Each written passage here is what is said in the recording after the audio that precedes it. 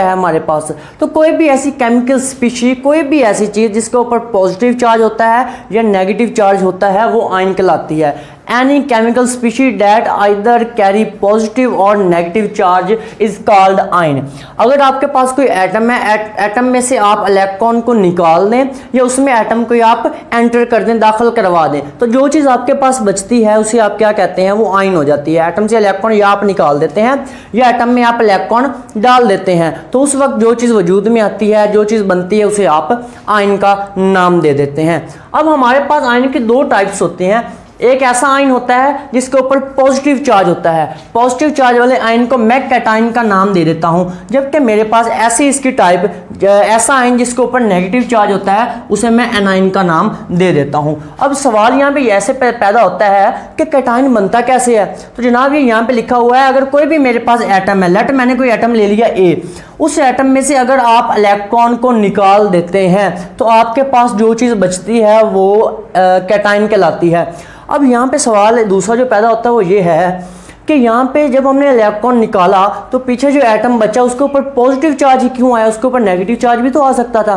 जनाब बात कुछ इस तरह से है, जब कभी हम कोई एटम लेते हैं तो एटम के सेंटर में क्या होता है जी, न्यूक्लियस होता है, और साइडों पे आपको पता है जी शेल्स होते हैं, ऑर्बिट्स होते हैं। अब फॉर एग्जांपल मैंने यहाँ पे डबल ऑर्बिट वाला एक कोई भी एटम बना लिया यहाँ पे, इसमें आप देख सकते हैं कि मैं कहता हूँ यहाँ पे आपके दो एटम है और यहाँ पे मैं कहता हूँ आपका एक है। लिथियम का मैं मिसाल ले लेता हूँ, दो यहाँ पे इलेक्ट्रॉन और यहाँ पे आपका एक इलेक्ट्रॉन है। अब हमें पता है ऑलवेज ये जो इलेक्ट्रॉन की तादाद होती है वो हमेशा प्रोटॉन की तादाद के किसी भी एटम में वो बराबर होती है। जितने इलेक्ट्रॉन पाए जाते हैं उतने ही प्रोटॉन पाए जाते हैं। अब हमें पता है प्रोटॉन कहाँ पे होते हैं, प्रोटॉन जनाब होते हैं न्यूक्लियस के बिल्कुल अंदर और इलेक्ट्रॉन साइडों पे पाए जाते हैं। अब फॉर एग्जांपल अब इसमें 3 प्रोटॉन हैं तो इलेक्ट्रॉन भी इसमें कितने होंगे, 3, मतलब इस पे पॉजिटिव 3 चार्ज है तो इस पे कितना चार्ज होगा, नेगेटिव 3 होगा। दोनों मतलब ओवरऑल एटम के ऊपर कोई भी चार्ज नहीं होता है, ओवरऑल एटम के ऊपर जो चार्ज होता है वो 0 के बराबर होता है। लेकिन जब कभी आप इसका एक इलेक्ट्रॉन यहाँ से निकाल देते हैं, आपने यहाँ से एक इलेक्ट्रॉन ये वाला यहाँ से रिमूव कर दिया, पूरे का पूरा ऑर्बिट यहाँ से खत्म हो गया, तो यहाँ पे आप देखें नेगेटिव 2 चार्जेस बचे लेकिन पॉजिटिव क्या है आपके पास 3 चार्जेस बच गए। इसीलिए तो ओवरऑल एटम के ऊपर भी क्या आ जाता है, पॉजिटिव 1 चार्ज आ जाता है। इसी वजह से हम कहते हैं कि कैटायन के ऊपर पॉजिटिव चार्ज होता है। यहाँ पे आपको एक और बात बताता चलूँ कि यहाँ ये जो फॉर्मेशन ऑफ कैटायन होती है, कैटायन का जो बनना होता है ये एंडोथर्मिक प्रोसेस होता है। एंडोथर्मिक क्या प्रोसेस होता है ये हम बाद में देखते हैं। इस तरह अब इसके हम दूसरी, अब ये यहाँ पे एक और सवाल आता होता है, ये देखिएगा, ये मैंने यहाँ पे मिसाल दी है सोडियम की कि सोडियम से अगर मैंने एक इलेक्ट्रॉन निकाल दिया तो मेरे पास सोडियम आयन बन गया, सोडियम पॉजिटिव 1 आयन बन गया। अब ये देखें, अब ये जो सोडियम एटम था इसका जो साइज था वो 186 पिकोमीटर था, लेकिन आगे जो सोडियम आयन बना है पॉजिटिव 1 चार्ज के साथ उसका 95 चार्ज हो गया, 95 पिकोमीटर उसका रेडियस हो गया, उसका साइज हो गया। ये क्या वजह है, इसका साइज इतना ज़्यादा कम क्यों हो गया? ये पेपर में क्वेश्चन आएगा, why the size of cation is always smaller than that of parent atom. कि पेरेंट एटम जो जिस एटम से हमने आयन बनाया है, जब हमने कैटायन बना दिया तो कैटायन का साइज हमेशा छोटा होता है और जो पेरेंट एटम होता है उसका साइज हमेशा बड़ा होता है। ये क्या वजह है सर? इसके रीज़न इस तरह है, फॉर एग्जांपल यहाँ से मैंने एक इलेक्ट्रॉन था तो वो इलेक्ट्रॉन मैंने यहाँ से क्या कर दिया, रिमूव कर दिया। जब इलेक्ट्रॉन मैंने यहाँ से रिमूव कर दिया तो अब बाकी जो न्यूक्लियस में जो न्यूक्लियर चार्ज है वो ज़्यादा बढ़ जाता है। अब ये कह सकते हैं यहाँ पे कि न्यूक्लियस की जो ग्रिप होती है रिमेनिंग इलेक्ट्रॉन्स पे या बाकी जो इलेक्ट्रॉन बचे हुए हैं उसके पास, उसके ऊपर ग्रिप बहुत ज़्यादा हो जाती है। तो ग्रिप बढ़ने के साथ साथ उसका जो साइज होता है वो श्रिंक हो जाता है, साइज उसका छोटा हो जाता है। यही वजह है कि अब हमारे पास सोडियम पेरेंट का साइज 186 यहाँ पे पिकोमीटर है और 95 पिकोमीटर आगे सोडियम आयन का। इसको मैं दोबारा रिवाइज कर देता हूँ, रिपीट कर रहा हूँ। ये बात है कि जब कभी किसी एटम से इलेक्ट्रॉन निकल जाता है तो न्यूक्लियस बाकी मौजूद इलेक्ट्रॉन पे अपनी ग्रिप को बढ़ा लेता है, न्यूक्लियस की ग्रिप ज़्यादा हो जाती है। Whenever an electron is removed from the valence shell of any atom then the grip, या फिर आप कह सकते हैं then the attraction of the nucleus increases on the remaining electron. That is the reason that the size of parent atom is always greater than that of the size of cation. ये यहाँ तक हो गया। अब आगे हमारे पास आता है जिसकी दूसरी टाइप, वो है एनाइन, कि ऐसा हमारे पास आयन जिसके ऊपर नेगेटिव चार्ज होता है। Any ion that carry negative charge it is called या it is said to be anion. अब कोई भी हमारे पास एटम है, लेट ए में अगर आप एक इलेक्ट्रॉन एंटर करवा दें तो आपके पास ए नेगेटिव बन जाता है। यहाँ पे मैंने मिसाल ली है क्लोरीन की, कि अगर आप क्लोरीन में आप एक इलेक्ट्रॉन आप दाखिल करवाएं तो उसके ऊपर नेगेटिव चार्ज आ जाता है। बात फिर वही है कि इसके ऊपर नेगेटिव चार्ज क्यों आया, कि किसी भी एटम के अंदर जितने प्रोटॉन होते हैं उतने उसमें क्या होते हैं, इलेक्ट्रॉन होते हैं। फॉर एग्जाम्पल अब यहाँ पे मेरे पास 3 प्रोटॉन थे और 3 ही कितने हमारे पास यहाँ पे थे जी जनाब, आप कह सकते हैं 3 आपके पास इलेक्ट्रॉन और 3 प्रोटॉन थे। अगर मैं कहता हूँ यहाँ पे 3 थे तो यहाँ पे आप कितने हो गए, जब मैंने एक एंटर करवाया तो 4 हो गए थे। तो अगर 4 हो जाएंगे तो जाहिर बात है एक नेगेटिव चार्ज बढ़ेगा तो नेगेटिव चार्ज उसके ऊपर आ जाता है। ये मिसाल मैंने उसी को मतलब समझाने के लिए ले ली है। वैसे क्लोरीन में एटम की तादाद इलेक्ट्रॉन की जो तादाद होती है मुख्तलिफ होती है।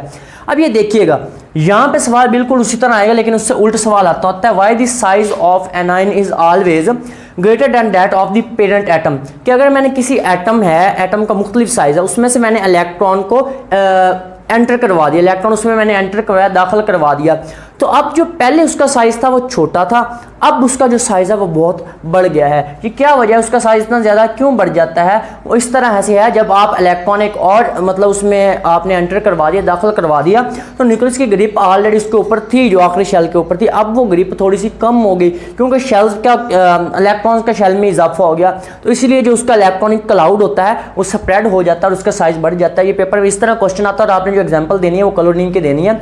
तो क्लोरीन का जो इसके पेरेंट एटम का जो साइज है 99 पिकोमीटर है, लेकिन जब आपने इलेक्ट्रॉन इसमें एक दाखिल करवा दिया, एंटर करवाया, तो उसमें उसका जो साइज हो गया वो 181 पिकोमीटर तकरीबन हो जाता है।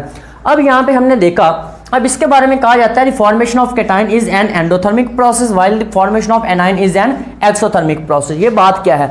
बात इस तरह से है, यहाँ पे ये जो वर्ड एंडो मीन है, एंडो में याद करवाता हूँ तो वर्ड अंदर से, इन, या फिर आप अंदर कह सकते हैं, एक्सो मीन बाहर होता है, या फिर आप कह सकते हैं आउट, बाहर। तो एंडोथर्मिक, ये जो वर्ड थर्म है, थर्म का मतलब होता है हीट। आपने घर में वो यूज़ किए होंगे थर्मोस, थर्मोस, वो जो वर्ड थर्मोस है वो थर्म ही से निकला है, ठीक है। कोई भी ऐसी वो चीज़ को जो ठंडा रखता है या गर्म रखता है तो वो थर्मोस होता है। अब फॉर एग्जाम्पल उसी तरह बिल्कुल हम यहाँ पे हम लेते हैं एंडोथर्मिक रिएक्शंस, तमाम ऐसे रिएक्शन, एंडो मीन अंदर, ठीक है, इन, एंड थर्म मीन हीट।